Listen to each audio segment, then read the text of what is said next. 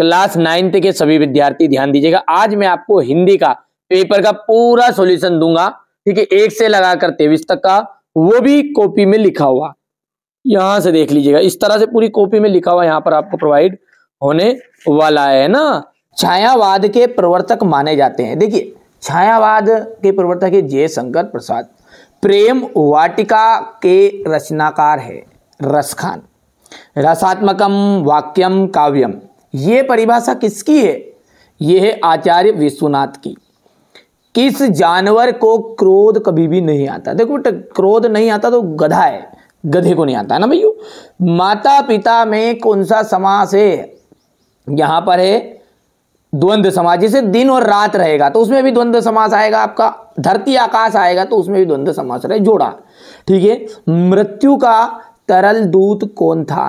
तेज गति से आता हुआ बाढ़ का पानी। मैं बार बार बोल रहा हूं, जिस बच्चे को वास्तव में नंबर चाहिए ना वार्षिक परीक्षा में, इस पेपर को जरूर सोल्व करके जाएगा। पूरा निचोड़ है इसमें, है ना। सोने का घड़ा शराब से भरा हो तो सज्जन उसकी हमेशा निंदा ही करेंगे। महाकाव्य में जीवन का क्या होता है? संपूर्ण चित्रण होता है, और संपूर्ण को अपन कहते हैं विस्तृत। सूर्य का तद्भव शब्द क्या होगा? तो सूर्य का तद्भव होगा सूरज, ठीक है। हमारा कुकर नहीं जाएगा तो हम भी नहीं जाएंगे। प्रातः काल दोनों मित्र कहाँ बंद कर दिए गए? कांजी हौज में बंद कर दिए गए थे। और दो बेलों की जो कथा है वो गद्दी की क्या है? कहानी रचना है ना भैया। चलिए आगे बढ़ते हैं और अगला देखते हैं भैया, है ना। आप तो बढ़िया से कंप्लीट करना है ना भैया। ये देखिएगा आगे, यहां से अपन देखते हैं जोड़ी। पंचवटी। पंचवटी क्या है? खंड काव्य है, ठीक है। जैसे रामचरितमानस कोई पूछ ले तो वो क्या है? अपना महाकाव्य। तो खंड काव्य किसे कहते हैं? हर बच्चा जानता है वैसे, कि जिसमें जीवन की किसी एक घटना का चित्रण हो वो कहलाता है अपना खंड काव्य। दो बेलों की कथा, यह प्रेमचंद की रचना है। विद्यालय को यदि अपन तोड़ेंगे तो विद्या धन आले बनेगा, और विद्या धन आले यानी कि आपका क्या हो गया? ये विद्या धन आले यानी कि क्या हो गया भाइयों? दीर्घ संधि, ठीक है। चलिए आगे देखते हैं। पोतोहू की पहली संतान, इसका आपका मिलान करेंगे परदादी से। कई अंकों वाली रचना आपकी कहलाती है नाटक। देखो, अंक का मतलब क्या होता है? यहाँ पर कई बच्चे के कंफ्यूज है, अंक ही समझ में नहीं आता। देखो, एपिसोड, आपने नाटक देखी, आपने सुना होगा उसमें शुरू होती जब नाटक। पिछले एपिसोड में आपने ये देखा, यहां से यहां तक की घटना हो गई थी पिछले एपिसोड में। चलिए एपिसोड नंबर अभी 24 है कि एपिसोड 25 है, समझ लो बात को। तो वो क्या है? वो अपन हिंदी में कहते हैं उसे अंक, और इंग्लिश में कहते हैं एपिसोड, ठीक है भैया। तो नाटक जो उसमें बहुत सारे एपिसोड होते हैं, खत्म ही नहीं होता, और एकांकी में केवल एक ही एपिसोड होता है, यानी कि एक अंक वाली रचना अपनी एकांकी कहलाएगी। टोपी। टोपी का जाएगा जूता, क्योंकि टोपी हमेशा जूते से ज्यादा कीमती है, ठीक है, या कि जूते ज्यादा कीमती है तो जूता कीमती पैरों पे, है ना। नई कविता में खड़ी बोली में अधिक रचनाएं की गई है, बिल्कुल राइट बात है। रस युक्त वाक्य ही काव्य है, ये कथन आचार्य विश्वनाथ का है, सत्य है। झूरी का जो झूरी है वो गया का साला था, सत्य है। हिमालय में आपकी दीर्घ संधि, जिस तरह विद्यालय में दीर्घ संधि है तो हिमालय में भी दीर्घ संधि। रिलीफ डॉक्टर ने नाव में कुत्ते को बैठा लिया था, ये असत्य है। हजारी प्रसाद द्विवेदी युग के निबंधकार है, असत्य है। देखिए, एक वाक्य में जो उत्तर है वो तो पूरा मैंने यहाँ पर भर दिया है ताकि हमारे बच्चों को दिक्कत नहीं आए, ठीक है। सब पहले तो आप क्या करो, पेपर को देखो क्वेश्चन नंबर 6 से, इसके बाद अपन इसके सॉल्यूशन को देखेंगे पूरे, ठीक है। आप तो घबराना नहीं है बिल्कुल भी, मैं जितना बता रहा हूँ आप कंप्लीट करो, बाकी मेरी जवाबदारी है। कवि लद्दाख द्वारा मुक्ति के लिए की जाने वाले प्रयास व्यर्थ क्यों जा रहे हैं, ठीक है। यहाँ से अपन क्वेश्चन नंबर ये 9 हो गया, ये 10 हो गया, ये 11, 12, 13,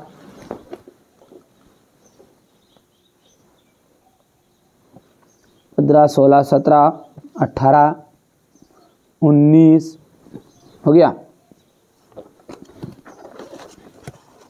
19 के बाद में यहाँ से देख सकते हैं आप, ये हो गया 20, 21, ये 21 का अथवा यहाँ से देख सकते हैं, हो गया भाइयों ये 22 और ये 23।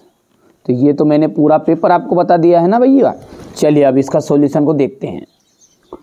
अब देखिए यहाँ से देखिए पूरा सॉल्यूशन यहाँ पर पूरा कंप्लीट है, कॉपी में लिखा हुआ। ये देखते हैं, पहला है आपको भक्ति काल को हिंदी साहित्य का स्वर्ण युग क्यों कहा गया। बढ़िया से इसका स्क्रीनशॉट आप लेंगे, ठीक है भैया, हो गया। इसके बाद में अपन आगे बढ़ते हैं। तो यहाँ से आपको देखना है कि छायावादी 4 प्रमुख कवियों के नाम और उनकी रचनाएं, ये हो गया क्वेश्चन हमारा। इसके आगे है कबीर ने किस प्रकार ज्ञान को महत्व दिया है, हो गया। चलिए इसके बाद में यहाँ से कवि लद्दाख द्वारा मुक्ति के लिए किए जाने वाले प्रयास व्यर्थ क्यों किए जा रहे हैं, ठीक है। सखी ने गोपियों से कृष्ण को कैसा रूप धारण करने के लिए करने का आग्रह किया है, हो गया इतना। आपके विचार से स्वतंत्रता सेनानियों और अपराधियों के साथ एक सा व्यवहार क्यों किया जाता होगा। चलिए इसके बाद में आगे बढ़ते हैं। तो ये यहाँ पर है मेघ रूपी मेहमान के आने से वातावरण में क्या परिवर्तन हुए। लता ने बादल रूपी मेहमान को किस तरह देखा और क्यों। पाठ्य मुक्तक और गेय मुक्तक में अंतर आपको बताना है। ये प्रश्न हो गया आपका, ठीक है। यहाँ से देखोगे तो उत्तर पूरा ये यहाँ तक थोड़ा सा छोटा, ठीक है भैया। इसके बाद में आगे बढ़ाते हैं। तो वीर रस की परिभाषा आपको लिखनी है। ये वीर रस हो गया ये, ठीक है, कि जहाँ किसी युद्ध का प्रसंग ओजस्वी घोषणा उत्साह से भरे गीत सुनकर हमारे हृदय में उत्साह का भाव उत्पन्न हो जाए, वहाँ पर होगा वीर रस, ठीक है। बुंदेले हरबुलों के मुख से हमने सुनी कहानी थी, खूब लड़ी मर्दानी वो तो झांसी वाली रानी थी। या फिर आप कहो कि वहाँ खून कहो किस मतलब का जिसमें उबाल का नाम नहीं, और वहाँ खून कहो किस मतलब का जो आ सके देश के काम नहीं। अलंकार है यहाँ पर। दोहा छंद किसे कहते हैं। यहाँ एक अर्ध सम्मात्रिक छंद होता है। इसके प्रथम और तृतीय चरण में 13-13 मात्राएं होती है, ठीक है। ये अभी 10th के एग्जाम में पूछ लिया था कि प्रथम और तृतीय चरण में कितनी मात्राएं होती है दोहा की। तो ये आपसे पूछ सकता है कि दूसरे और चौथे चरण में कौन कौन सी मात्राएं होती है। तो 11 टोटल कितनी मात्राएं होती है दोहा में, 24 मात्राएं होती है। रईमन पानी राखिए बिन पानी सब सुन, पानी गए ना उबरे मोती मानस चुन। या फिर आपको सामने लिखे ये श्री गुरु चरण सरोज रज निज मन मुकुर सुधार, बरनो रघुवर विमल जसु जोदायक फल चार, बुद्धिहीन तनु जान के। ये गद्य किसे कहते हैं, हो गया। कोई 2 प्रमुख नाटकों के नाम बताइए, ठीक हो गया इतना। इसके बाद में ये प्रेमचंद हो जाएगा। प्रेमचंद की भाषा और ये शैली की विशेषताएं यहाँ पर देख सकते हैं, हो गया। ये यहाँ से शैली है। और महादेवी वर्मा के गद्य की 2 रचनाओं के नाम देना है क्वेश्चन नंबर 13 में आपको। छोटी बच्ची को बेलों के प्रति प्रेम क्यों उमड़ आया। ये यहाँ से 14 का अथवा है। अपनी यात्रा के दौरान लेखक किन किन कठिनाइयों का सामना करना पड़ा। सांवले सपनों की याद की शीर्षक की सार्थकता पर टिप्पणी लिखिए।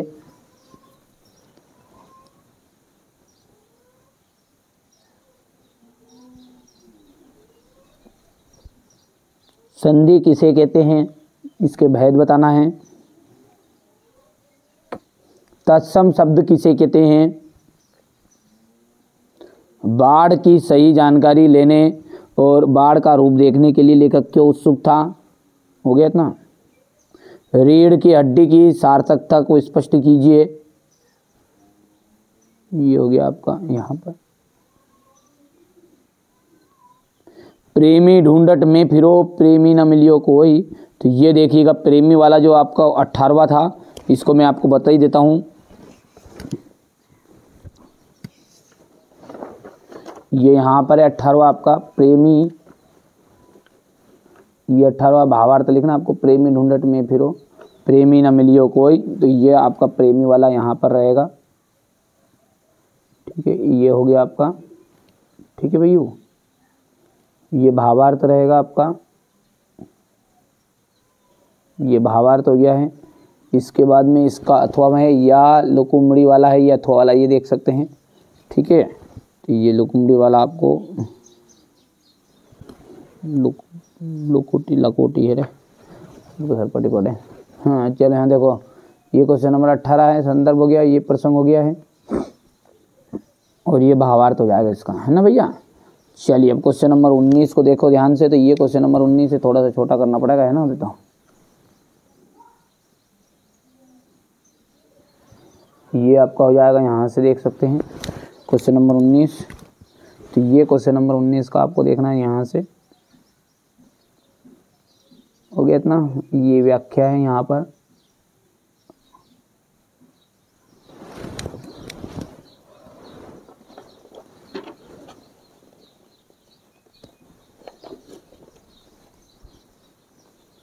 यहाँ से क्वेश्चन नंबर 19 का देख लीजिए, गांधी जी वाला है ये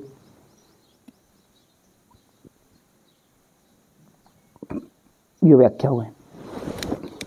कंप्यूटर का उपयोग पर संवाद आपको लिखना है। क्वेश्चन नंबर 20 को देखिए ध्यान से। तो ये कंप्यूटर के ऊपर से संवाद हो गया, यहाँ पर हो गया इतना। फिर इसके बाद में ये यहाँ तक। अब ये क्वेश्चन नंबर 21 देखो ध्यान से, सॉरी हाँ 21 पर जाएगा। ये यहाँ पर 21 वाला, तो ये इसका शीर्षक ये हो गया इतना। अब ये सारांश वाला लाइन भी स्क्रीनशॉट लेना। चलिए इसके बाद में ये आपका 21 का अथवा रहेगा, यहाँ पर मोहनी गति वाला, तो ये यहाँ पर है, ये भावार्थ है। और ये क्वेश्चन नंबर 22 आपका, जो कि कुछ इस तरह का रहेगा। पहले प्रश्न देख लो आप, तो ये 22 और ये 23 रहेगा ना। ठीक है भैया, तो ये आपका 22 वाला है, ये यहाँ पर, ये यहाँ से रहेगा।